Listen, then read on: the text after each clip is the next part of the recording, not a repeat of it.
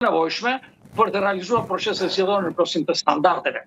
Por lidhur me atë se çfarë rezultati përfundimtar kanë zgjedhur në kuptimin e sa dhe në çfarë mënyrë pasqyrohet vullneti i zgjedhësve i shprehur në kutitë e votimit në strukturën e institucionit përkatës, pra Kuvendit të Shqipërisë që del nga procesi zgjedhor, të gjitha ato që ka thotë ose Beodiri dhe që i përmend disa prej tyre i përmendet edhe ju, nuk arrin të veprojnë mbi të, që të veprohet mbi këtë gjë, pra për ta bërë demokracinë më funksionale këtu tek ne, duhet patjetër që si pjesë e këtij procesi zgjedhor të jetë sistemi, mënyra se si ne zbatojmë këtë sistem, i cili siç dihet në zgjedhjet e mëparshme dhe jo vetëm në një par zgjedhjesh, por në disa zgjedhje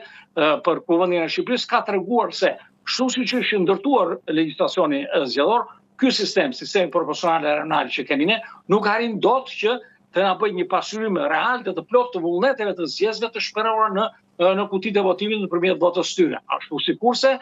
patjetër që duhet rregulluar dhe këtë s'kishte pse ta trajtonte në fund fare në rekomandimet e ose Beodirit, ajo mënyrë se si u vendos në ndryshimet e fundit që u bën në ligjin zgjedhor të përdorimit të votës parapërkyse duke ndarë listën e kandidatëve në dy grupe, një listë të fiksuar dhe lista tjetër që i nënshtroi votimit të parapërkyes të zgjedhësve. Gjë që me domosdoshmëri duhet ndryshuar dhe duhet rregulluar për të bërë që vullnetet e zgjedhësve të jenë vërtet ato të cilat të mund të japin kontribute reale dhe të mundshme, ashtu siç zgjedhësi e do, krahas natyrisht asaj çka është më e rëndësishme, vendimi që ka partia politike, përkatëse që harton dhe listën e zgjedhësve.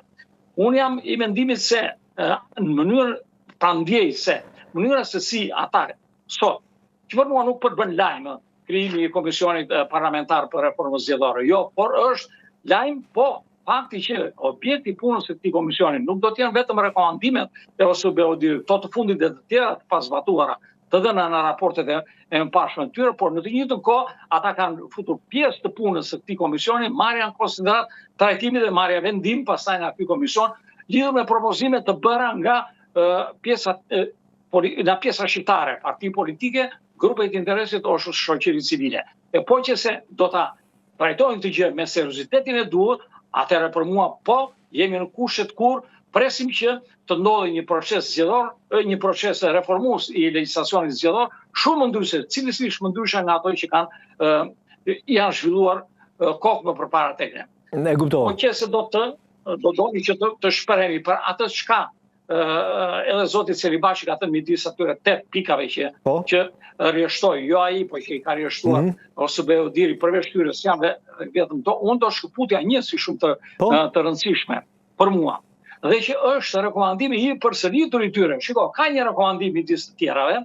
në të cilin thuhet që partitë politike duhet të heqin dorë, pra të hiqet dispozita në kodin zgjedhor, e cila ju jep të drejtë natyre që të ndryshojnë anëtarët e komisioneve të nivelit të dytë dhe të tretë dhe numërosi sa herë të duan, kur të duan dhe pa dhënë asnjë sqarim. E dini more se sa kohë ka që ta e kanë vendosur dhe përsërisin në mënyrë të vazhdueshme këtë rekomandim që në vitin 2003. Pra që në raportin e bërë nga ose Beodiri 2003 është vendosur si rekomandim kjo gjë. Asnjëri nuk ka pyetur nga forcat politike dhe nuk e kanë trajtuar.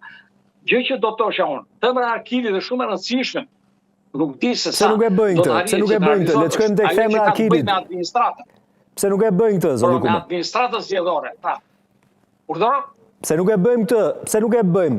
nuk e bëjnë këtë forcat politike? Le të shkojmë tek Themra Akilit. Nuk ju intereson, sepse duan që të jenë, sepse forcat politike duhet të jenë ato, jo vetëm garusit, por të jenë ato të cilët e administrojnë garën, të jenë ato administratorë të garës. Është fare e qartë një gjë e tillë. E që të mund të ndryshohet kjo gjë, duhet patjetër që të fillojë procesi i departizimit të administratës zgjedhore. Ne kemi nevojë për ta filluar këtë proces, ndoshta jo që me goditjen e parë, që me ndryshimin e parë ta bëjmë total, por ta fillojmë dhe ndryshe nga ajo që ka thënë ose Beodiri, unë do të shtoja që mos të trajtohet gjëja, ky problem mos trajtohet vetëm për komisionet e nivelit 2 dhe 3. Jo, po i gjithë administrata zgjedhore, përfshirë dhe Komisionin Qendror të Zgjedhjeve. Neve provuam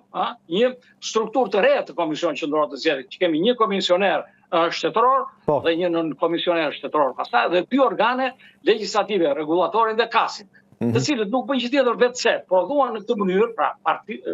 klasa politike prodhojnë në këtë mënyrë një institucion përgjegjës për administrimin e zgjedhjeve hibrid, si tillë duke marrë atë çka jepte përvoja e kanadezëve, pra Kanadaja e ka administrimin e procesit zgjedhor nga një komision shtetor, duke i shtuar pastaj atë që donim ne shqiptar të bënim, që të kemi njerëzit tanë edhe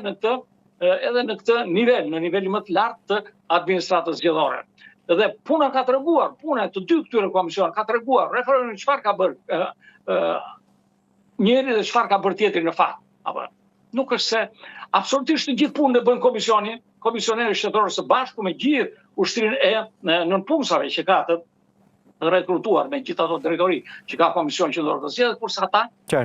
ata vetëm gjykojnë mbi atë gjë që gjykim mund ta bëjmë shumë mirë, duke ndryshuar